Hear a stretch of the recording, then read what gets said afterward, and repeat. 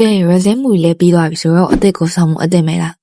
ထောတန်ရှင်တော်ဝိညာဉ်တော်ဖျားကိုလက်ခုပ်တီးပြီးတော့ကြိုးဆိုကြရအောင်ခိုဖိကလဖိကလဘရတူတူတူတူတူတူမပါစတူဒီယိုက Chainsaw Man အတွက်နောက်ထပ် project တရားဝင်လုပ်နေပြီလို့ပြီးခဲ့တဲ့2015ဒီဇင်ဘာလကကြေညာခဲ့ပါတယ်။ Chainsaw Man စီစဉ်ဒီလိုခန့်မှန်းထားပြီးတော့မန်ဂါမှာအပိုင်း9အပိုင်း53ကနေအပိုင်း80 International Assassination အပြင်ယူမယ်လို့သတင်းတွေကြားနေရပါတယ်။ chapter ကအပိုင်းရင်းနဲ့တော့ movie အနေနဲ့လည်းလာနိုင်ပါတယ်။ဒီမျိုးပြောရမယ်ဆိုရင်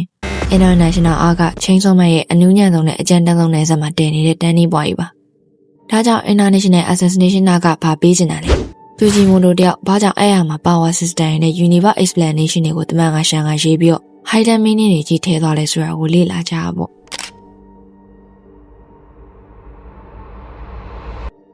အားလုံးသိကြတဲ့ဒါရီပဲစေတယောက်သူ့ရဲ့မူလတာဝန်ဖြစ်တဲ့ Chainsaw Man ကိုလူသိအောင်လုပ်ဖို့ဆိုတာပြီးမြောက်သွားပါတယ်။မီဒီယာရဲ့သဘောတဘာဝကိုအတိုင်းအတာမြင်လိုက်ရပြီးတော့ရန်သူကလူကောင်းကရန်သူဆိုတာကိုရိုက်ချက်တစ်ခုမြင်ကွင်းတစ်ခုနဲ့ဆုံးဖြတ်တတ်တဲ့လူအတန်းစားလူအတိုင်းဝိုင်းကြမီဒီယာကတကယ်ဝါရပြတဲ့ကိရိယာတစ်ခုအနေနဲ့ပေါ့။ရဇေရဲ့ဂျပန်လာရဲ့အဓိကအကြောင်းရင်းကအောင်မြင်သွားတယ်လို့ပြောရမယ်။ Chainsaw Man ကိုအကုန်လုံးကလိုချင်နေပြီဖြစ်တယ်။နိုင်ငံတိုင်းက necessary evil ကိုယူလာကြပြီဖြစ်တယ်။ necessary evil ဆိုတဲ့အဓိပ္ပာယ်ကနိုင်ငံသားရဲ့ကာကွယ်ရေးရန်နေရကအသေးအမွှားလေးတွေကိုပဲဥပမာတခိုးတပြားတွေပေါ့ဖြက်စီးဖို့အင်အားကိုအသုံးချနေလို့အဆင်မပြေပါဘူး။ဒါကြောင့်မို့လက်နက်ကင်မာဖီးယားအဖွဲ့တွေကိုမွေးဖို့လိုတယ်လို့မာဂီမာနဲ့မာဖီးယားကိုင်ကောင်းဆောင်တယောက်အခြေတင်ပြောနေကြတဲ့အပိုင်းတုန်းကမာဖီးယားကိုင်ကောင်းဆောင်တယောက်ရဲ့အမြင်အတိုင်းမှာ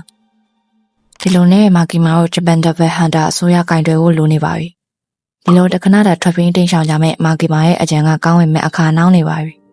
။ဂျပန်ဒဗယ်ဟန်တာအဖွဲ့ကိုလောက်ကြံမဲ့အဖွဲ့တွေကတော့နိုင်ငံတိုင်းမှာအသီးသီးရှိနေပါပြီ။အထက်ကမှအထင်ရှားတဲ့ assassin တွေကတော့တရုတ်ကခွန်ရှင်းနဲ့စားပေါ်စားပဲများLadies, I've tried to do my work today. American က American ဆိုလေးများရုရှားကထိုကာနဲ့ဒေါ်ဝူမန်အနောက်ဂျာမနီက Santa Claus ဖြစ်ပါတယ်ဖူဂျီမိုတိုတို့ကသူတို့ရဲ့ ability တွေကိုအသားပေးရေးထားမျိုး explanation လုပ်ထားမျိုးမရှိရမို့ဘာသုံးနိုင်နေဆိုတာမျိုးကိုဖတ်သွားရင်းနဲ့မှသိရမှာပါဖတ်ရှင်နေဆိုရင်ပင်ကောမန်ကတဆင့်ချင်းစောမန်မှန်ကမြန်မာဘာသာပြန်ကိုလာဖတ်လို့ရပါပြီ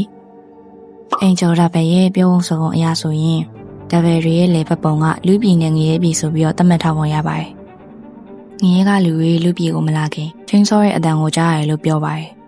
။အဲ့တန်တရားကိုရပ်ပြနိုင်တဲ့အရာကပိုချီတာပါ။ဆိုလိုချင်တာကပိုချီတာငရဲပြည်နဲ့လူပြည်ကိုဖွင့်ပေးတဲ့တကားပါပဲ။လောက်ကျန်သူတွေအပင်နဲ့လိုက်လောက်ကျန်ဒန်နီယိုဘက်ကနေဂျပန်အစိုးရကလည်းကာခွဲတဲ့အခါမပြင်းရအောင်မေလိုရအောင်ငါတရေသေးရလာပြီမေစပါငါလုံးမလားမေလုံးမျိုးဟဲ့မပြင်းရအောင်ဂျိုရှိတာလို့ပုဂ္ဂလိကဂျပန်မိတ်ဆာနေနေလူတွေကိုခံထားရပါတယ်။ Darkness Double ကို Santa Claus အဖိုးကြီးနဲ့ရုရှားကထိုကာနဲ့အတူအသက်ပေးပြီးဆင့်ခေါ်သွားပါတယ်။ငရဲခန်းဝါလို့လည်းခေါ်လို့ရတဲ့နေရာပေါ့။ရလေကူပြောရမယ်ဆိုရင်ဂျူဂျစ်စုခိုင်ဆန်နဲ့ကိုဂျိုရိုစုကနာတို့လို domain expansion ဖွင့်လိုက်တာပါ။အဲ့ဒီ domain မှာတကားတွေအကောင်ပိတ်ထားတာကိုတွေ့ရမှာပါ။အဲ့ဒီမှာတကားတွေနဲ့အမောင်တွေကိုဆက်နေတာတွေကဘာတွေလဲဆိုတာကိုသိရမှာပါ။ဒေးတီနဲ့ domain of darkness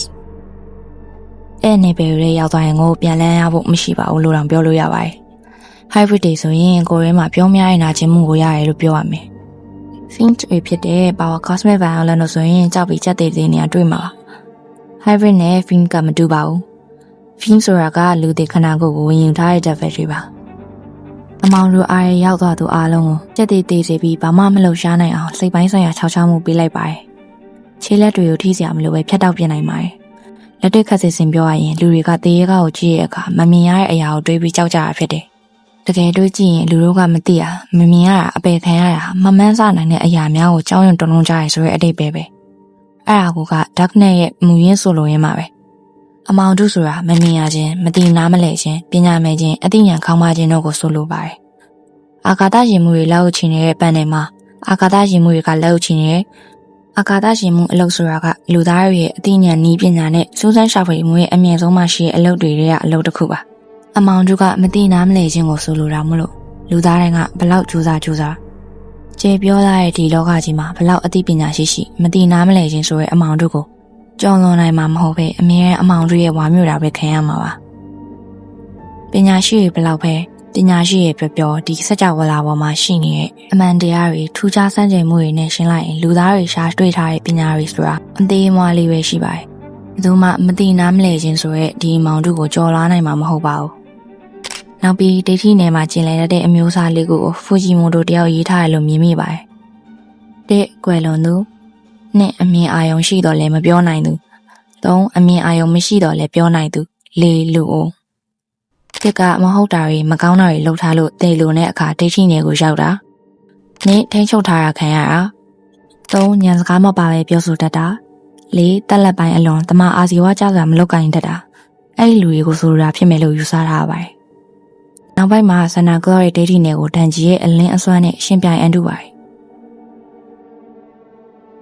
အဲ့ဒီအပိုင်းကဒိဋ္ဌိမိစ္ဆာတွေနဲ့တမအာဇီဝသမားတွေကြားလွန်ဆွဲထားတဲ့အကြောင်းကိုရေးထားပါတယ်သူတို့နှစ်ယောက်ပြောတဲ့အထက်မှာတန်ကြီးရဲ့တိုင်ရတော့ကထူးခြားနေပါတယ်ငါကပညာပေးအစီအစဉ်တွေဒီပင်မှာအမြဲကြည့်ရဆိုတာပါပဲဇာဟာမသိနားမလဲခြင်းအသိဉာဏ်ခေါင်းမခြင်းကိုအသိပညာရှိရဲ့လူကပဲအောင်းနိုင်နေဆိုတဲ့အဓိပ္ပာယ်ပါပဲဒီလိုနဲ့တန်ကြီးရဲ့ထိုးထွင်းဉာဏ်ကြောင့်ဂျပန်အဖွဲ့တက်တာရရောက်ခဲ့ရဆိုတာကိုမငြင်းနိုင်ပါဘူး